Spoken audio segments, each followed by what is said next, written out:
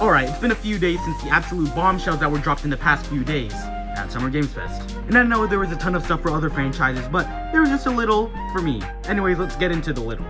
Alright, so this year's Summer Game Fest announcement consisted of Crossworlds new character announcements, which for the most part, we knew which ones there were going to be. So we have the TMNT and we have Avatar, presumably from the new movie that's coming out that got leaked.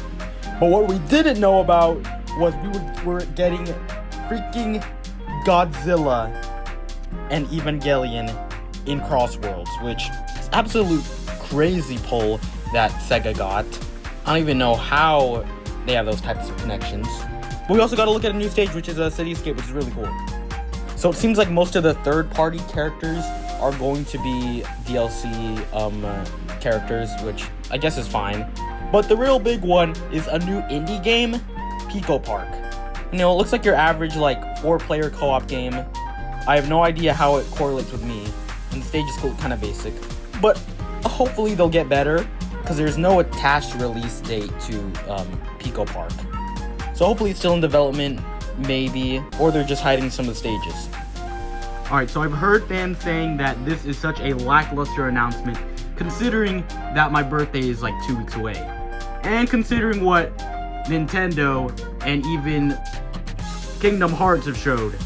But hey, I am just a little bit grateful that we have an announcement for some type of new game. All the crossover characters are great. It shows that Sega's continuing to support this game, so it just doesn't die like Mario Kart World. But I'm going back to the actually new stuff.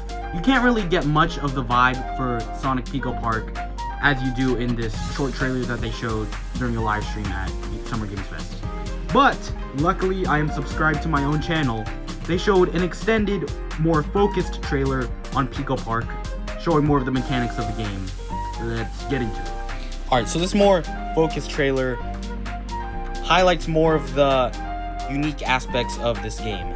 You know, obviously, we got the characters, which are my main friends, you know.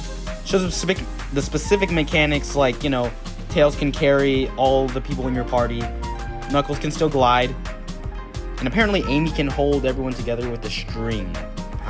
You know, it highlights your, I don't know, that you can play up to 8 players.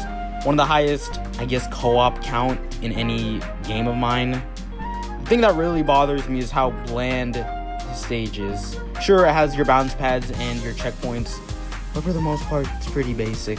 But what really bothers me, I found this out after I watched the trailer, that Pico Park is already an established indie game franchise, and we're just doing a reskin of it. I'm sorry to my indie game lovers, I'm not into that space, so it's crazy.